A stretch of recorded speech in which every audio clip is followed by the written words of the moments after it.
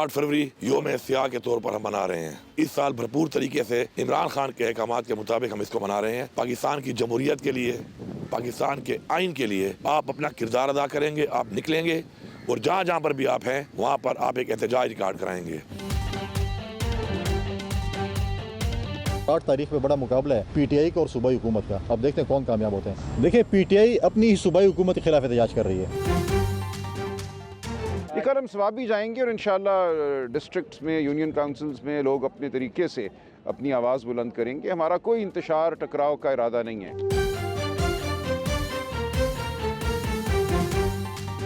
तमाम पार्टियों ने इस बात का इआदा किया है, अपने मौक़िफ़ का इआदा किया है कि 8 फरवरी 2024 के इलेक्शन धांधली ज़दा इलेक्शन था। इन लोगों को मुल्क पर मुसल्लत रहने का मज़ीद कोई हक़ हासिल नहीं है।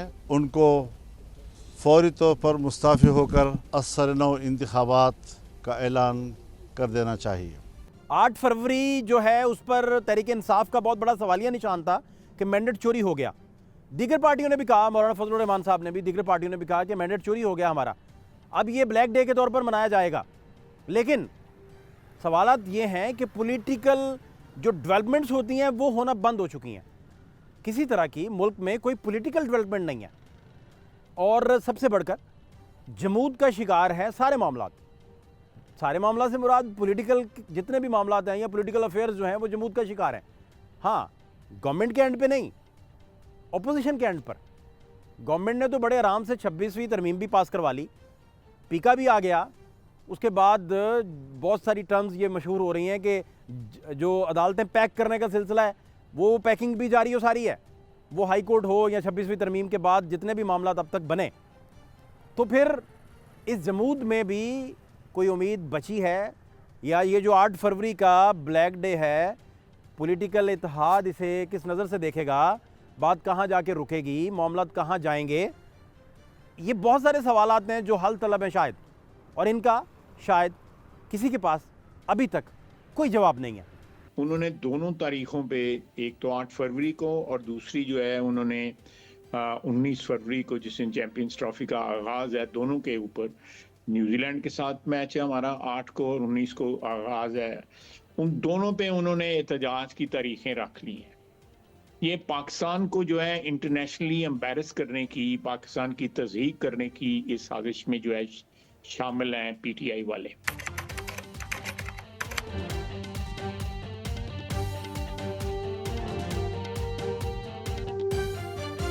हुकूमत ने तो बड़ा वाज़े कहा है कि तहरीक इंसाफ का तो डायरेक्ट टारगेट ही चैंपियंस ट्रॉफी है। तहरीक इंसाफ ने इस पर कहा कि नहीं, हम तो ये बात नहीं कर रहे, हम तो कुछ और बात कर रहे हैं। हम तो कह रहे हैं कि हमारा मैंडेट चोरी हुआ, 26वीं तरमीम इम्पोज कर दी गई, पीका आ गया, कोर्ट पैकिंग का सिलसिला जारी है। लेकिन गवर्नमेंट कह रही है कि नहीं, ये चाहते हैं कि चैंपियंस ट्रॉफी को डैमेज करें और फिर रियासत से कहें या गवर्नमेंट से कहें कि हमारे साथ मुज़ाकरात कीजिए। तो ये बातें किस तरफ जाएंगी फिर? या वाकई ऐसे ही है जैसे गवर्नमेंट कह रही है, या ये सारे पॉलिटिकल बयानात हैं, इनमें किसी तरह की कोई हकीकत नहीं है?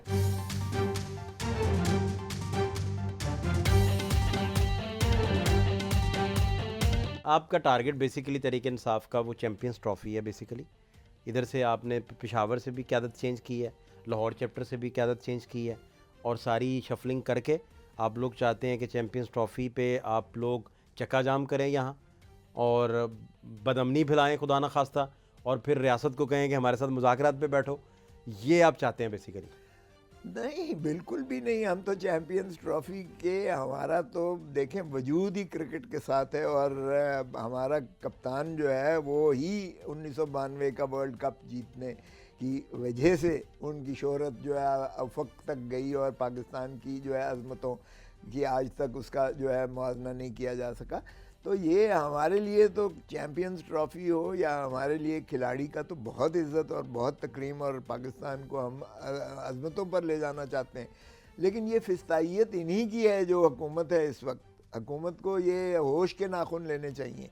वो हमसे क्यों कर ये जो है हमें मजबूर करते हैं कि हम ये करें। अब आप देखेंगे ये कंटेनरिस्तान बन जाएगा, पाकिस्तान सारा कंटेनरिस्तान बन जाएगा। इन्होंने यही काम जो है 24 से 26 नवंबर में किया था, और फिर गोलियां बरसाई थी। अब भी ये जो है गिरफ्तारियां करेंगे या जो है जितना तशद्दुद करेंगे, जितना ये जो है इसको कंटेनर बनाएंगे, जितनी यहाँ जो है खड़े करेंगे, सारे लाहौर को सील करेंगे, ये उतनी ही बैनुल अक़वामी तौर पर अपनी बदनामी का बायस बनेंगे। लोग कहते हैं जी 26 नवंबर वाला जी इनका नाकाम हो गया। मैं कहता हूँ नाकाम हुआ है? अरे भाई नाकाम हुआ होता तो दुनिया सारी में ये जो है इतना जो आपकी बदनामी हुई है, आप आपकी अदलिया निज़ाम अदल को ग़ुलाम बनाया, 132 में आपकी कैटेगरी पे आ गया है। आप बाकी चीज़ें देखें, आपका GSP प्लस जो है वो मुतासर होने जा रहा है इसलिए कि आपने जो है मिलिट्री कोर्ट्स की सज़ाएँ की हैं जो कि बैनुल अक़वामी तौर पर जवाज़ नहीं रखता है, जिसका आप कौन कौन से फ्रंट खोलते चले जाएंगे। 26वीं तरमीम बेहयाई और डिटाई और उसकी इंतहा कर दिया आपने। आपके पास 2 तिहाई थे नहीं, आपने किया, आपने अदलिया को ग़ुलामी में लिया, एलीट कैप्चर किया। तारीख का बदतरीन क्रैकडाउन जो है वो पंजाब में, सिंध में और बलूचिस्तान में शुरू हो चुका है। जब आप ये करते हैं तो फिर बाद में आप ये ना कहें कि हालात किसी और ने खराब किए, आप लोग खुद इस मुल्क के हालात खराब करते हैं। यौम स्याम है यौम स्या, आप ना माने, हम कहते हैं यौम स्या है, हम इसको यौम स्या के तौर पे लेते हैं और सारी जिंदगी लेते रहेंगे। आप ना माने, आज एहतजाज नहीं होने दोगे, कल एहतजाज, कब तक रोकोगे एहतजाज? लोगों की जबानें सीधोगे, लोगों के दिल बंद कर दोगे, क्या करोगे? PTI या तहरीक इंसाफ के जो लोग हैं, सड़कों की सियासत की जो परवान चढ़ाने की बात है या जलाओ घराओ की सियासत या इश्तियाल की सियासत, इस हवाले से वो अपना कोई सानी नहीं रखते और इसी हवाले से उन्होंने 8 तारीख की जो कॉल दी है एहतजाज के हवाले से, तो बिल्कुल एहतजाज उनका आईनी हक है, लेकिन पुरअमन एहतजाज होना चाहिए। पाकिस्तान के सफ़े अव्वल के जर्नलिस्ट हैं, बड़े दानिश्वर सोहेल बड़ाई साहब, उनके पास ही चलते हैं, उनसे समझते हैं कि ये 8 फरवरी जो है ये एनिवर्सरी की तरह ही गुजर जाएगा, इस ब्लैक डे में से कुछ निकलेगा, ये तहरीकें इनमें कुछ दम खम है बाकी, या रावी सब चैन ही लिख रहा है।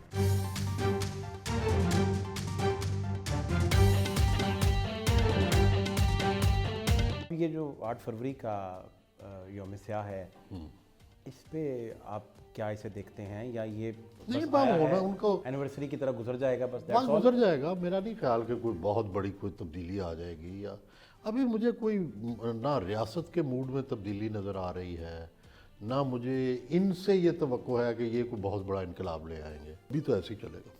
नहीं तो मुज़ाकराती कमेटियाँ में जैसे बड़े बड़े अहम लोगों ने बड़ी ज़बरदस्त बातें की। इजाज़ुल हक साहब ने बड़ी इंपॉर्टेंट बात सर की, उन्होंने कहा कि अगर ये 28 जनवरी तक इंतज़ार कर लेते गवर्नमेंट का जवाब आने का, तो तहरीक इंसाफ की तो विन विन सिचुएशन होनी थी, तो गवर्नमेंट ने तो तहरीक इंसाफ को कुछ देना ही नहीं था, तो इन्होंने मौखर कर दिया 1-2 दिन पहले ही। इस तरह की आपको क्यों लगता है कि ये अगर बैठे भी? मेरा ख्याल है दोनों में लचक ही नहीं थी, ना उनमें लचक थी। दुनिया में देखो, जब भी मुज़ाकरात की टेबल पे जाते हैं ना, मैंने मसलन कल किसी से किसी मामले पे बात करनी है, ठीक है, तो वो भी आएंगे, मैं भी आऊँगा, मैंने ज़हन में सोचा हुआ मैंने कितनी लचक कहाँ तक जा सकता हूँ, वो भी सोच के आएंगे। ठीक, अगर मैं ये सोच के जाऊँ जी मैं तो बिल्कुल 100% मैंने एक मामले में भी सरेंडर नहीं करना जो तनाज़ा है, ठीक है, और वो भी सोच के आए, तो फिर मुज़ाकरात में क्या होगा? नाकामी।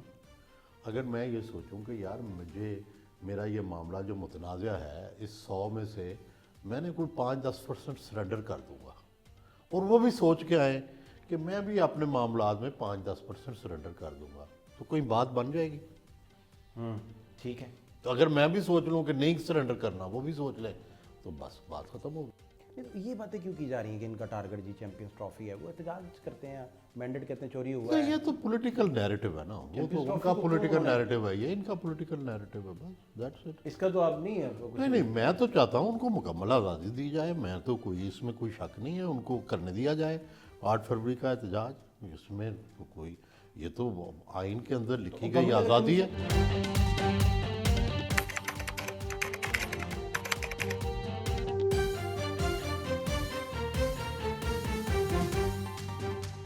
तहरीक इंसाफ के बयानिए को आप अगर गौर से समझने की कोशिश करें तो एक बात बड़ी मुश्तरका निकलती है, वो ये निकलती है कि 2014 में भी अल्लामा डॉक्टर ताहिरुल कादरी साहब का जो स्ट्रीट पावर का एक बहुत बड़ा हथियार था, तहरीक इंसाफ ने उसे यूटिलाइज़ किया था। पॉलिटिकली आप यूटिलाइज़ करते हैं, लेन देन होता है, इकट्ठ भी हो जाते हैं, लेकिन यहाँ भी अब जब मौलाना साहब के पास स्ट्रीट पावर है, तहरीक इंसाफ के पास स्ट्रीट पावर नहीं है, या वो डिस्ट्रिक्ट्स जो तहरीकों में बहुत बड़ा रोल प्ले करते हैं वो तो जुम्बिश ही नहीं कर रहे किसी भी तरह की, वो मूवमेंट ही नहीं कर रहे, तो फिर तहरीक इंसाफ की उस नैरेटिव में कोई तब्दीली शायद नहीं आई। और आज भी वो समझते हैं कि मौलाना की स्ट्रीट पावर ही तहरीक इंसाफ के बयानिए को 4 चांद लगाएगी। 2014 में इमरान खान साहब कहते थे कि मौलाना तारुल कादरी साहब के पास बहुत बड़ी स्ट्रीट पावर है, और वो सारा धरने और सारा कुछ वो प्लान हुआ। आजकल आपको मौलाना की स्ट्रीट पावर जो है उसमें पका हुआ फल नज़र आ रहा है। देखें, ये कोशिश की है एस्टैब्लिशमेंट ने। अब ये जब मौलाना साहब ने मदरसा जो एक्ट में जो था, आपको याद होगा कि उन्होंने एक बिल पास करवाया, लेकिन सदर साहब ने उसे रिजेक्ट कर दिया, मुस्तरद कर दिया। और बड़े एतराज़, शदीद किस्म के एतराज़ लगाए कि ये बैनुल अक़वामी बरादरी को और बैरूनी ममालिक को इस पर एतराज़ होगा, हमारी GSP जो है प्लस का हमारा इस पर मुतासर होगी, वगैरह वगैरह। काफ़ी संगीन किस्म के जो है वो एतराज़ात करके उसे मुस्तरद किया था, आपको याद होगा ठीक है, अच्छी तरह। अब रिसेंट अभी बात है जी और आपका ख्याल है कि सदर साहब ने अपने तौर पर इसे मुस्तरद किया। अब आप ज़रा समझे तो सही कि किन्होंने मुस्तरद करवाया, और इसी खौफ से मुस्तरद करवाया क्योंकि इनके पास मदरसों में चाहे ताहिरुल कादरी साहब हो, मौलाना ताहिर कादरी, डॉक्टर मौलाना ताहिर कादरी साहब हो, या मौलाना फजलुर रहमान साहब हो, इनके पास मदरसों की ताकत में जो तलबा है, हमारा सियासी कारकुन तो भाग जाएगा, वो तो अगर यूं डंडे खड़काएंगे तो वो तो जो है आपको पता ही है, हर कोई होता है, लेकिन ये तो कट मरेगा। ये तो एक, जब आप इनकी जो ट्रेनिंग अगर आप देखिएगा तो ये तो जो है मर मिटने को है। मौलाना ताहिरुल कादरी के लोग भी जो है वो तो वहाँ रहते भी वहाँ थे, सोते भी वहाँ थे, और उन्होंने बाकायदा घर में ही किया हुआ था, इस्लामाबाद में ये डी चौक में या वो रेड जोन में किया हुआ था। अगर मौलाना साहब के कारकुन इस्तेमाल होते हैं, फ़र्ज़ करें, और ना सिर्फ वो इस्तेमाल होते हैं बल्कि उसकी बुनियाद पर आपको गोहरे मकसूद हासिल हो जाता है, तो इसका मतलब है कि फिर मौलाना साहब को आपको लिख के देना पड़ेगा कि आप सदर पाकिस्तान हैं आने वाले वक्त के, और इमरान खान इक़्तिदार में जब आते हैं या इमरान खान साहब की तरफ से कोई भी प्राइम मिनिस्टर बनता है, यहाँ जो भी हालात बनते हैं, लेकिन मौलाना साहब को आपको बहुत बड़ी सीट पे फिर अकोमोडेट करना पड़ेगा, अदरवाइज़ क्यों वो आपके साथ चलेंगे? क्या देखिए, ये सियासी इत्तेहाद जो होते हैं इसमें पहले से ये मशरूत नहीं होता है, ये तो बाद के जो रूनुमा होते हैं, जिस अंदाज से आप अगर री इलेक्शन होता है तो उसमें क्या शेप आउट होता है, किस तरीके से लोग जो है पजीराई करते हैं, लोग किस तरह से अपना जो है आवाज़ आश्कारा करते हैं, वो फिर उस पर मुहित होगा, उस पर मुनहसर होगा, कितनी सीटें किसको मिलती हैं, उसी कुव्वत के हिसाब से अददी बरतरी जो भी जिसको मिलती है, फिर उसके मुताबिक जो है मुआहदे होते हैं।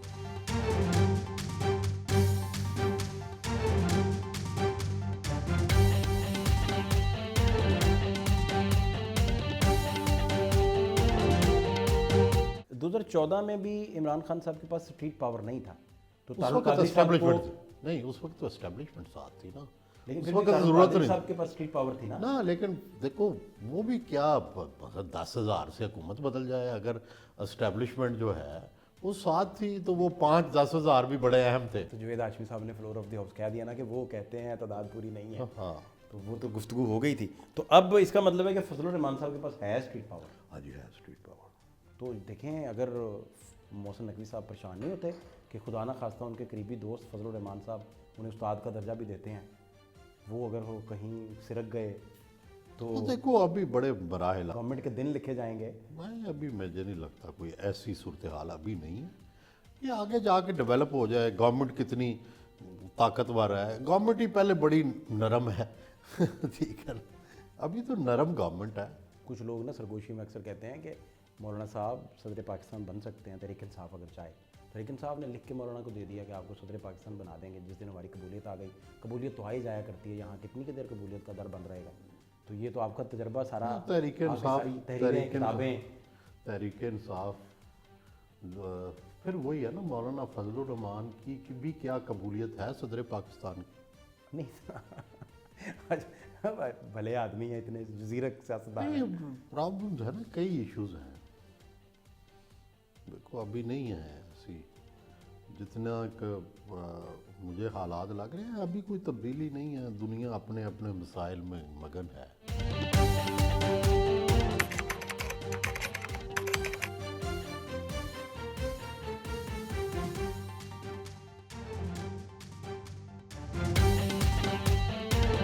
राब्ते फिर किए गए कि वहाँ पे उस दिन चूँकि वो और भी कुछ ऐसे मामला थे, एस्टेब्लिशमेंट ही है वही रब्ता करती है, जो मुल्क को चला रहे हैं वही रब्ता करते हैं। इंसान तो नहीं, निज़ाम की बात है तो निज़ाम के ही लोग हैं जो रब्ता करते हैं। लेकिन ये अंदाज़ा आपको होना चाहिए, क्योंकि मैं खुद भी चीफ मिनिस्टर हूँ, तो कोई रब्ता कोई ऐसा रब्ता नहीं हुआ कि लो लेवल पर हुआ होगा। मुझसे रब्ता ज़ाहिर बात जिन्होंने किया होगा तो मेरा भी स्ट्रेचर देख के ही किया होगा। ये कोई पहला मौका नहीं है कि तहरीक इंसाफ ने एहतजाज की कॉल दी है। तहरीक इंसाफ का जो एहतजाज है उसकी कॉल्स की एक पूरी टाइमलाइन मौजूद है, और उस टाइमलाइन में आपको याद होगा कि अडयाला के दरवाजे भी खुले थे, गंडापुर साहब भी रिकॉर्ड पे आए थे। बात वहाँ से शुरू हुई थी जहाँ से तहरीक इंसाफ ने हुकूमत को या एस्टेब्लिशमेंट को उनकी बात सुनते हुए फौरी तौर पर उस पर अमल दरामद किया और अपने एहतजाज मौखर भी किए थे। बात वहीं नहीं रुकती, फिर अली अमीन गंडापुर साहब के वो एहतजाज भी उसमें शामिल हैं जहाँ उन्होंने डी चौक पहुँचना था और जम्मे गफ़ीर से खिताब करना था।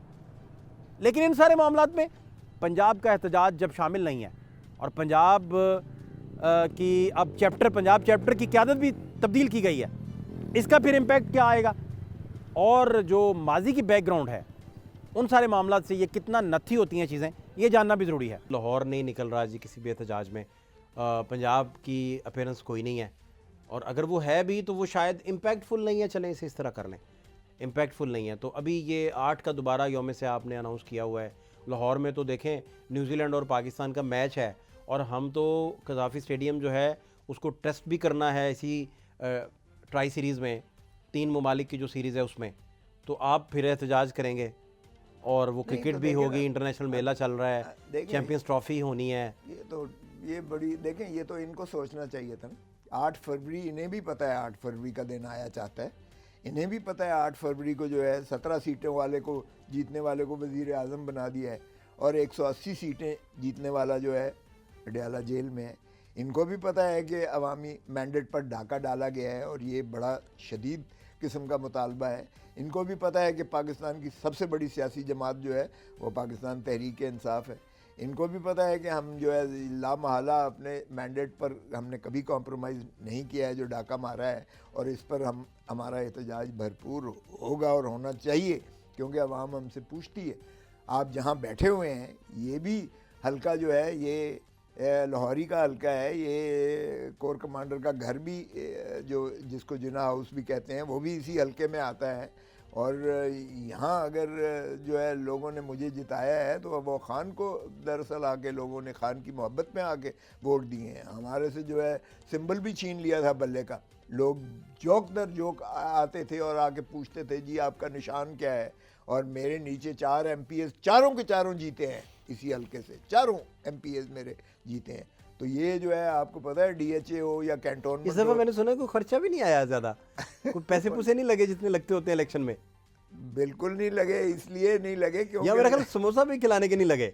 नहीं, अब देखें ये तो खैर ना कहें, क्योंकि इतना तो हमारा कम से कम बलोचों के डेरे पे कोई आ जाए तो भी नहीं, डेरा था ही नहीं, आप तो भागे हुए थे सारे, मतलब मींस के ना ये घर ये 4 MPs जो थे वो तो मफरूर थे, मफरूर ही थे सारे, वो चारों MPs अंडरग्राउंड थे, वो नहीं थे। लेकिन ये घर खुला हुआ था, ये डेरा खुला हुआ था, और यहीं सारा जो है माशाल्लाह लोगों का एक जम्मे गफ़ीर होता था। और अल्हम्दुलिल्लाह हमने जो है कैंपेन भी जितनी हद तक कर सकते थे, क्योंकि बाकी तो इन्होंने करने नहीं दी थी। खान साहब की हिदायत के मुताबिक किसी और मीटिंग में शिरकत नहीं करेंगे। ऐलान करने में क्या हर्ज है, फिर बैठ जाते, ऐलान तो कर देते। उनके हाथ में है क्या अभी, मतलब ये हमारी मुलाकात नहीं करा सकते हैं, ये कहते हैं जी हमारी मजबूरियाँ हैं। जब ये मुज़ाकरात कर रही थी तहरीक इंसाफ, और आपका बड़ा वैलिड बात है कि जिनको ये मानते नहीं उनके साथ ही बैठ के मुज़ाकरात कर रहे थे, तो ये कोई पॉलिसी शिफ्ट आता है या ये देखो वैसे तो जना साहब ने भी किए उनसे मुज़ाकरात, जिन बरतानी हुकूमत से जो है, नेल्सन मंडेला ने भी ब्रिटिश गवर्नमेंट से मुज़ाकरात किए, गांधी ने भी गोरों से मुज़ाकरात किए, मार्शल लॉ के साथ भी मुज़ाकरात करके मार्शल लॉ को हटाया जाता है। ये ऐसी कोई बात नहीं है, लेकिन क्वेश्चन ये है कि जो है ना हमारी सियासी जमातों में बिल्कुल ही इनकलाब पसंदी चूँकि मुमकिन नहीं होती। हमें पता है पाकिस्तान में इस तरह नहीं होता कि एक रात में इनकलाब आ जाए, यूँ पकाना पड़ता है इनकलाब को आहिस्ता आहिस्ता आहिस्ता, फिर तब्दीली आ जाती है। लेकिन वो तब्दीली भी आपको पता है म्यूटेड चेंज होता है, इनकलाब तो नहीं होता।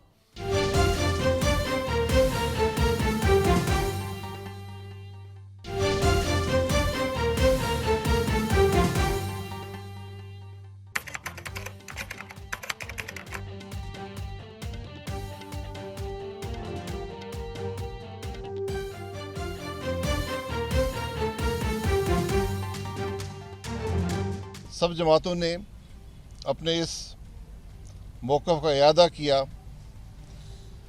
कि मौजूदा हुकूमत एक गैर नुमाइंदा हुकूमत है जो अवाम पर मुसल्लत की गई है।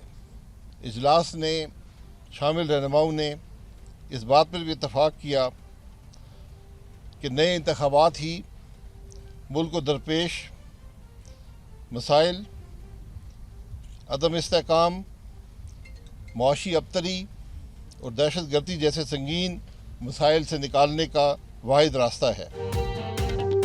बड़ा अहम नुक्ता एक है जी, जब मुज़ाकराती कमेटियां बैठ गई, हुकूमत की मुज़ाकराती कमेटी बैठ गई, उसमें भी इत्तेहादी थे, और जो तहरीक इंसाफ की मुज़ाकराती कमेटियां उसमें भी इत्तेहादी थे। कमेटियां जब बैठी तो 26वीं आईनी तरमीम तहरीक इंसाफ की जानिब से डिस्कस ना हुई, और सबसे बढ़कर जो 8 फरवरी की रिगिंग थी, या जो तहरीक इंसाफ कहती है कि उनके मैंडेट पर डाका डाला गया, वो भी उसका हिस्सा नहीं था मुज़ाकरात में। लेकिन जब मुत्तहिदा अपोजिशन के लिए सारे सुपरस्टार्स इकट्ठे थे, खाकान अब्बासी साहब से लेकर महमूद खान अचकज़ई साहब तक, और महमूद खान अचकज़ई साहब से लेकर मौलाना फजलुर रहमान तक, और तहरीक इंसाफ के सुपरस्टार्स भी बीच में शामिल थे, तो वहाँ ये दोनों नुक्ते जो हैं ये सबसे ज़्यादा इम्पॉर्टेंट थे और यही डिस्कशन का हिस्सा थे। इसकी क्या वजूहत हो सकती हैं? हुकूमत गैर नुमाइंदा है जिसे ज़बरदस्ती अवाम पर मुसल्लत किया गया। अपोजिशन इत्तेहाद में तो ये एलामिया है। मुज़ाकरात कमेटी जब बनी और मुज़ाकरात का जब एलामिया पढ़ा जाता था तो उसमें तो 26वीं तरमीम भी कंप्रोमाइज़ कर दी। उसमें ये जो आपका 8 फरवरी था, इससे भी बात सिर्फ था कि हमें अपना 9 मई का और 26 नवंबर दोनों का कमीशन एक बना दें। तो इसकी ये अपोजिट है, कंट्राडिक्ट है, या फिर नहीं, मैं तो इस प्रोसेस में शामिल रहा हूँ। ये हमारी इब्तदाई बुनियादी जो है तकाज़े थे। ये नहीं कि हमने जो है फॉर्म 47 को जो है पसे पर्दा डाल दिया, पसे पुष्ट डाल दिया। ये नहीं है कि हमने 26वीं तरमीम पर कोई कॉम्प्रोमाइज़ कर लिया। ये नहीं है कि हमने अदलिया की आज़ादी पर कॉम्प्रोमाइज़ कर लिया या उसको तस्लीम कर लिया। ये नहीं है कि हमने जो है आइन को इस तरह मुनहदम करके इन्होंने इलीट कैप्चर, एक इलीट कैप्चर हो गया है इस मुल्क में, हर चीज़ पर कब्ज़ा कर लिया गया है, इस मुल्क के हर तबके पर कब्ज़ा कर लिया गया, आपकी सोच पर, आपकी फ़िक्र पर, पीका के ज़रिए आपकी जो है ग्रोथ पर आपका जो है वो कब्ज़ा हो गया है। आपकी मुल्क की सॉवरेनिटी को जो है इन्होंने कॉम्प्रोमाइज़ कर दिया IMF के नीचे जो है गुलामी उसकी में जाके। तो एक चीज़ है इनकी जो हुई है, इसलिए किसी चीज़ पर हमने कॉम्प्रोमाइज़ नहीं किया। हमने कहा बुनियादी ये चीज़ कम अज़ कम जो है करो, पहले सियासी असीरान को बाइज़्ज़त छोड़ दो, जी ठीक है, नंबर 1। नंबर 2 ये है कि 9 मई और 26 नवंबर के जो सानहे हुए हैं या जो आपके जो इवेंट्स हैं, उस पर आप जो है जुडिशल कमीशन बिठाएं, बनाएं, ताकि कौम को पता चले कि 9 मई एक पार्टी को, एक फ़र्द को मुनहदम करने के लिए आपने जो है ये 9 मई का शाखसाना किया है, ऑर्केस्ट्रेड था। और 26 नवंबर को जिस तरह से गोलियां मारी गई हैं, जिस तरह से मैसेकर किया गया इस्लामाबाद की सड़कों पर, निहत्ते लोगों पर जो अपना तकाजा करने आए थे कि उनको जमहूरी हकूक़ दिए जाएँ, आइन के मुताबिक उनको हक़ हुक्मरानी दी जाए, और उनके मैंडेट पर डाका डाला है, उनको गोलियां मार के इस तरह से दुनिया में कहीं ऐसा होता है? अरे बाबा, ये कौन सी चीज़ें थी ऐसे? ये तो 1 मिनट में एग्जीक्यूटिव ऑर्डर के ज़रिए होने वाली चीज़ें थी। इस पे भी आपने इतना वक्त सर्व किया और फिर आप कहते रहे जी एनआरओ मांग रहे हैं। हालांकि इमरान खान ने कभी कहीं नहीं कहा था कि मुझे छोड़ दें। उसने पहली मीटिंग हुई है कि मुल्क में जो अपोजिशन है वो बैठे और आगे के लाएमल तय करे कि हमने एक मुतफ़िका सोच कैसे पैदा करनी है अपोजिशन की। तारीख भी इसकी गवाह है कि मौलाना साहब ने इस मुल्क को एक बड़ी ख़राबी से बचाया। इतना मोहलक एलामिया पढ़ के मौलाना फजल रहमान साहब के साथ और सारी जमातें इकट्ठी हुई, महमूद खान अचकज़ई भी, फजल रहमान साहब भी, तहरीक इंसाफ भी और अपोजिशन का इकट्ठ। वो जो आप एक तहरीर आपने लिखी थी कि खिचड़ी दूर कहीं पक रही है, तो ये अपोजिशन के इकट्ठ की सूरत में, इस तरह के एलामिया की सूरत में, और 8 फरवरी भी चूँकि उसकी एनिवर्सरी आ गई, तो कोई खिचड़ी आपको कोई दिखाई दी या सब रावी चैन लिख रहा है? नहीं, देखिए, पहली तो बात है कि इत्तेहाद बनना एक पॉजिटिव बात है, नंबर 1। क्यों कि जमहूरियत के हमेशा जमहूरियत की गाड़ी के 2 पहिए होते हैं। एक पहिया हुकूमत है, एक अपोजिशन है, और ये दोनों हमवार चलने चाहिए। दूसरी बात है कि ये जो अलायंस बना है ये किस लिए बना है, तो इन्हें ये अज़्म करना पड़ेगा कि माजी में ये जमहूरियत के साथ जो करते रहे हैं, मीडिया की आज़ादी के बारे में जो करते रहे हैं और जो इन्होंने गलतियां की हैं, उससे माफ़ी मांगें, उनसे बिरत का ऐलान करें और जद्दोजहद करें। बहुत अच्छी बात है। नहीं तो माफ़ी मांगने से माफ़ी मिल जाएगी आपको लगता है, या नहीं, अवाम से माफ़ी मांगी जाती है ना। अवाम माफ़ कर देंगे? अवाम हो सकता है माफ़ कर दें और फिर इनको दोबारा से ट्राई करें। अच्छा, नहीं तो आप इसका मतलब है कि देखिए, सीरियसनेस तो अभी नहीं है ना इसमें, क्योंकि ये इस्तीफे दे के तो नहीं अलायंस बना रहे ना। जिसके बारे में ये कह रहे हैं कि ये गलत है, उसमें तो खुद बैठे हुए हैं दोनों पार्टियां बड़ी। 8 फरवरी के मैंडेट को ये गलत कह रहे हैं ना, तो उसी 8 फरवरी के मैंडेट में मौलाना फजल रहमान भी बैठे हैं, पीटीआई भी बैठी है, और इसको अभी उन्होंने रद्द तो नहीं किया ना, इससे इस्तीफे दिए। यही बात मैं लतीफ़ खोसा साहब से जब पूछ रहा था सर, तो उन्होंने कहा कि बीबी साहिबा ने मुझे अपॉइंट किया, मुझे भेजा, ऑल पार्टीज़ कॉन्फ्रेंस हुई, जमाली साहब हेड कर रहे थे, तो बीबी साहिबा का ख्याल था कि अमीन फ़हीम साहब तो बड़े धीमे लहजे के पॉलिटिशियन हैं, तो मुझे वहाँ बिठाया गया। तो उन्होंने कहा कि हम तो वहाँ बैठ के भी बात करते थे और बात तो फिर करनी पड़ती है आपको। तो फिर इस्तीफे नहीं ना दिया आखिरी वक्त तक। खोसा साहब जिस वाक़े का जिक्र कर रहे हैं, तो अल्टीमेटली इस्तीफे तो नहीं हुए थे, ठीक है? नहीं, कोई इस्तीफा नहीं हुआ था, ठीक है। तो फिर चलता रहता है ना सिस्टम। तो ये पहली डिमांड जो होती है कि दूसरी डिमांड्स को पूरा करने के लिए की जाती है। अच्छा, नहीं, आपका बेसिकली फिर इसका मतलब है कि आपके पास जो खबर है वो ये है कि ये किसी स्टेज पे जाके कोई असम्बलियाँ नहीं, वो ज़ाहिर है एक फाइनल स्टेज तो आती है ना, जब वो अपोजिशन भी कहती है, चीज़ें भी बहुत पक चुकी होती हैं। वो तो हमारे यहाँ आपको पता है ना, पेशेंस तो हम में नहीं है ना। हमने कौन सा इसको हुकूमत को हमेशा चलने देना है। हमारी पेशेंस भी ख़त्म हो जाएगी, सबकी, इवन हामियों की भी ख़त्म हो जाती है।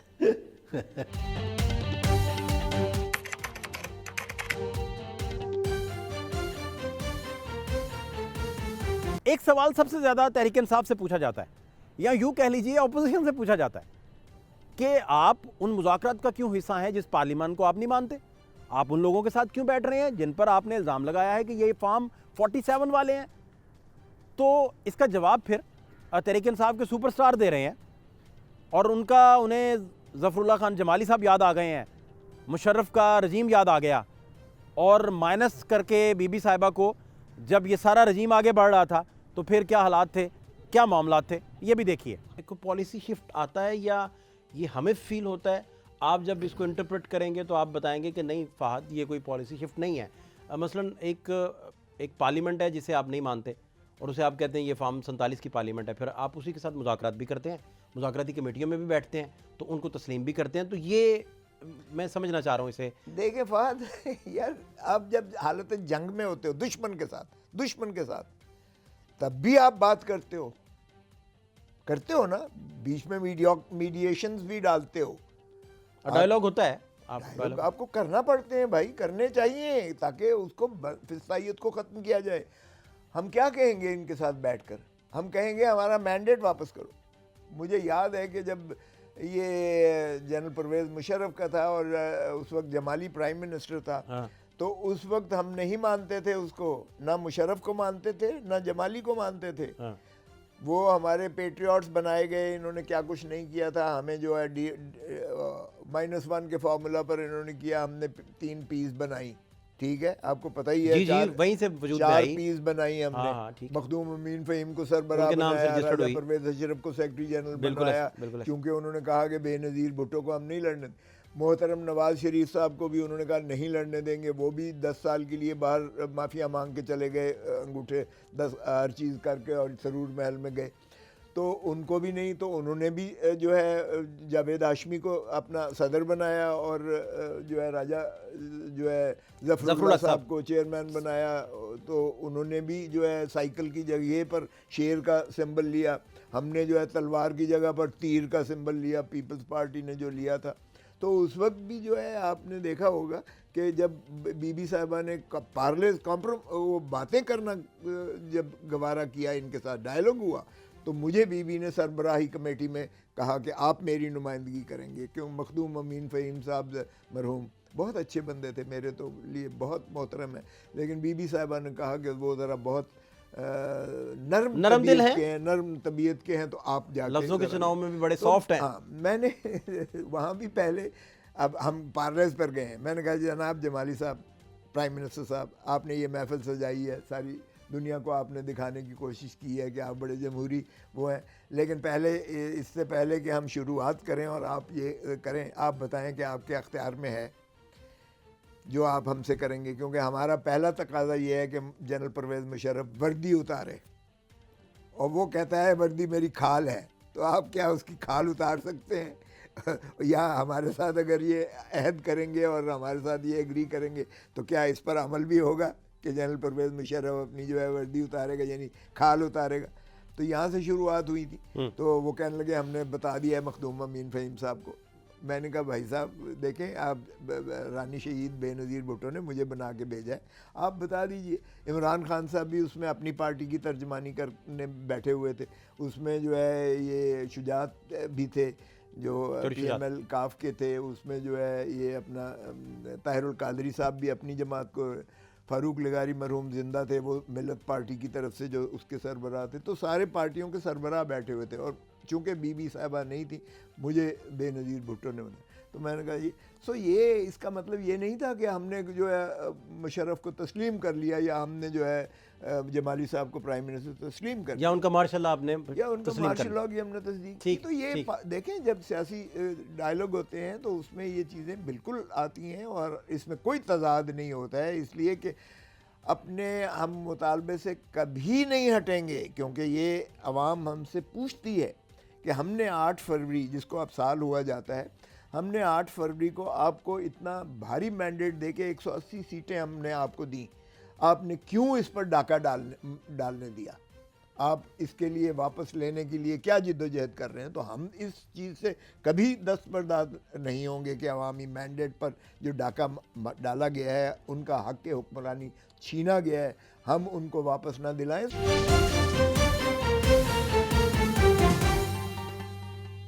खान साहब ने जो लेटर लिखा है वो यही कह रहे हैं कि मैं साबिक वज़ीर आज़म की हैसियत से मैं कोई चीज़ें फ़ौज के सालार के सामने में याद दहानी कराना चाहता हूँ कि कुछ वजूहात ऐसे हैं जिसकी वजह से इस्टेब्लिशमेंट और आवाम के दरमियान खलीज बढ़ रहा है। मुझे अब ये ख़त के ऊपर ना 2-3 गाने बड़े अच्छे मेरे दिमाग में घूम रहे, बड़े ख़तों वाली। तो बेचारे तो कभी पाँव पकड़ना चाहते थे, कभी ख़त लिखना चाहते हैं। अब ये मतलब पहली दफ़ा तारीख़ में होगा कि किसी ने जो है वो बाकायदा NRO जो है मिन्नतें करके मांगा हो। एक तरफ तो इमरान खान साहब की जानिब से आर्मी चीफ के नाम ख़त लिखा जा चुका है जो 6 नकात पर मुहित है, दूसरी तरफ सिक्योरिटीज़ राय ने कहा है कि हमें तो कोई ख़त मौसूल नहीं हुआ।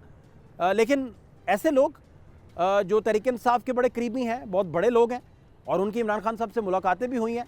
रीसेंट मुलाकातों में क्या गुफ्तगू हुई है, क्या बात हुई है, क्या डिस्कशन हुआ है, ये जानना भी शायद बहुत ज़रूरी है। आर्मी चीफ को लिखा हुआ ख़त जो इमरान खान साहब का, इसको आपकी मुलाकात लास्ट कब फिर खान साहब से हुई है? खान साहब से हफ्ता 10 दिन हुए हैं मुलाकात। क्या बातें उधर हुई हैं? देखिए खान साहब तो बड़े डटे हुए हैं, वो पुरअज़्म भी हैं, वो किसी कीमत पर जो है असूलों पर सौदेबाजी के कायल नहीं हैं, और वो इस चीज़ पर बड़ा बज़िद हैं कि ना तो मैंने कोई डील करनी है और ना ही मैंने मुल्क छोड़ के जाना है। मेरा मरना जीना इसी धरती में है और मैं अवाम को हकीकी आज़ादी दिला के रहूँगा, भले ये मुझे सारे पाकिस्तान की जेलें ही क्यों ना फिराएँ। तो ख़ान जो है वो बिल्कुल इस मामले में डटा हुआ है, और वो बाकी तो ये बिल्कुल ठीक कहता है कि फ़ौज भी हमारी है, मुल्क भी हमारा है, लेकिन फ़ौज देखें हमेशा किसी भी मुल्क की अब दहशतगर्दी इतनी क्यों बढ़ गई है, दरअंदाजी क्यों बढ़ गई है, रोज़ क्यों आपके KPK और बलूचिस्तान में चौकियों पर हमले होकर हमारे बेचारे जवान शहीद हो रहे हैं। ये हमारे दिल खून के आंसू रोता है जब हमारा कोई पाकिस्तानी जो है सिपाही या जो है कैप्टन या मेजर जो भी शहीद होता है वो हमारा बेटा, हमारा भाई है, हमें तकलीफ़ होती है, लेकिन क्यों हो रहा है? हम यही चाहते हैं कि खुदारा आप अपने जो है काम को संभालिएगा। ये जो सिविलियन काम है ये जमहूरी कुव्वतों का काम है, ये सियासी जमातों का काम है, ये अवाम की हक़ हुक्मरानी है, इसमें दखल न दीजिएगा खुदारा।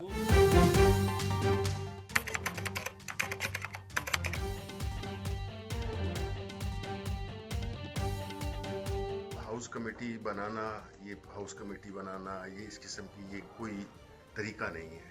हाउस में पार्टीजन है, पार्टियों से ताल्लुक है उनका, कैसे वो एक गैर जानेदार तरीके से वो फैसला दे सकते हैं? मुल्क के सफ़े अव्वल के जर्नलिस्ट सोहेल वड़ाई साहब जो हैं, उन्होंने तो कहा कि अगर ये कमीशन बन भी जाता तो ये गोंगलू कमीशन होता, और दूसरा इमरान खान से कहा गया है कि आप ज़ुबानबंदी करें और गोंगलू कमीशन ले लीजिए। ये गोंगलू की इस्तिलाह ही क्यों इस्तेमाल की गई है, इसके पीछे क्या राज हो सकता है, क्या राज व न्याज हो सकते हैं, ये जानना भी ज़रूरी है। कमीशन बना देते तो सर क्या अर्ज था 8 फरवरी का? मेरा ख्याल है वो तैयार थे, लेकिन मैंने कहा था गोंगलू कमीशन होगा। हाँ वो तो आपने लिखा नहीं, तो गवर्नमेंट तैयार थी। मेरा ख्याल है पहले दिन से। देखिए 2 बातें मैं आपको भी बता चुका हूँ, फिर मैं दोबारा कह रहा हूँ कि 2 बातों में गवर्नमेंट को कोई एतराज़ नहीं है, ना इस्टेब्लिशमेंट को एतराज़ है। एक धांधली गोंगलू कमीशन और दूसरा गोंगलू का इतना अच्छा इस्तेमाल मैंने पहली दफ़ा देखा है। हाँ गोंगलू गोश्त के बाद। हाँ जी, गोंगलू कमीशन होगा, और दूसरा यह है कि बनी गाला मगर खामोशी। ये 2 तो मेरे ख्याल है इसमें तो कोई प्रॉब्लम नहीं था, लेकिन ज़ाहिर है ये दोनों वो तो चाहते हैं ऐसा कमीशन जो नतीजा खेज हो। वो चाहते हैं कि इमरान खान की जेल से वापसी का मतलब बाइज्जत रिहाई और मुकम्मल आज़ादी। नहीं तो वो जो बैरिस्टर गोहर और अली अमीन गंडापुर साहब की मुलाकातें हुई चीफ साहब से, उसके बाद मेरी और आपकी अब मुलाकात हो रही है, आप थे नहीं यहाँ, तो वो वहाँ क्या बातें हुई? आप सर यही आज तक यही बात हो रही है, 2 ही बातें, ये 2 बातें। खामोशी कर लें और गोंगलू तो तहरीक इंसाफ गोंगलू कमीशन नहीं मानना चाहती, वो कहती नहीं कमीशन आप आज़ादाना कमीशन दें इधर। वो तो कहते हैं ना सुप्रीम कोर्ट के जजेस के तहत हो। तो वहाँ वो जो कमीशन बनेगा वो आप कहते हैं इंडिपेंडेंट फिर होगा? वो इंडिपेंडेंट होगा, वो हो सकता है धांधली को बेनकाब करे, हो सकता है कुछ बंदों को कहे कि जी ये धांधली हुई है, कुछ के बारे में कहीं नहीं हुई। नहीं तो जब जजों की सारी पैकिंग हो गई है, 26वीं तरमीम के बाद सारा कुछ ही पैक कर दिया है, मीडिया भी पैक कर दिया, तो वहाँ इंडिपेंडेंस आप देख रहे हैं? तो होंगे ना, फिर आगे आएगा ना कौन जज होगा। मतलब जब ये धांधली कमीशन का तय होगा फिर होगा जी कौन सा जज होगा, मेरा जज या तेरा जज। अच्छा, तेरा जज या मेरा जज, तो इसका मतलब सर आप इसलिए फिर गोंगलू कमीशन होगा ना।